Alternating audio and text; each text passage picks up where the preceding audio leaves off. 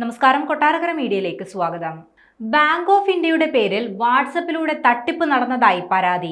വാട്സപ്പിൽ ലഭിച്ച സന്ദേശം തുറന്നതോടെ അക്കൗണ്ടിൽ നിന്നും പണം നഷ്ടമായെന്നാണ് പരാതിയിൽ പറയുന്നത്. പാലക്കാട് പൊൽപ്പള്ളി സ്വദേശിക്കാണ് 30,000 രൂപ നഷ്ടമായത്. KYC അപ്ഡേറ്റ് ചെയ്തില്ലെങ്കിൽ അക്കൗണ്ട് മരവിപ്പിക്കുമെന്ന സന്ദേശത്തോടൊപ്പം ലഭിച്ച ഡോക്യുമെന്റ് തുറന്നപ്പോഴാണ് പണം നഷ്ടമായതെന്ന് പരാതിക്കാരൻ പറയുന്നുണ്ട്. ATM പിൻ ആവശ്യപ്പെട്ട് തട്ടിപ്പുകാർ ഫോണിൽ ബന്ധപ്പെട്ടിരുന്നുവെന്നും പൊൽപ്പള്ളി സ്വദേശി മാധ്യമങ്ങളോട് പറഞ്ഞു.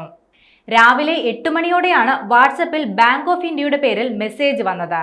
മെസ്സേജിനോടൊപ്പം ഉണ്ടായിരുന്ന ഡോക്യുമെന്റിൽ ക്ലിക്ക് ചെയ്തപ്പോൾ ഒരു ആപ്പ് ഓപ്പൺ ആയി. തുടർന്ന് ATM പിൻ നമ്പറും മൊബൈൽ നമ്പറും ആവശ്യപ്പെട്ട് ഫോണിലേക്ക് ഒരു കോൾ വന്നു. ബാങ്കുമായി ബന്ധപ്പെടാമെന്ന് പറഞ്ഞതോടെ ഫോൺ കട്ട് ചെയ്യുകയും ചെയ്തു. അതിനുശേഷമാണ് പണം പോയതായി അറിയിപ്പ് ലഭിച്ചുകൊണ്ട് മെസ്സേജ് വരുന്നത്. ഉടൻ തന്നെ ബാങ്കിൽ പോയി അന്വേഷിച്ചപ്പോൾ ഫോൺ ഹാക്ക് ചെയ്ത് പണം തട്ടിയതായി അവർ അറിയിച്ചു. പോലീസിൽ പരാതി നൽകിയിട്ടുണ്ടെന്നും പരാതിക്കാരൻ പറഞ്ഞു. 6 തവണയായാണ് 30,000 രൂപ നഷ്ടമായത്.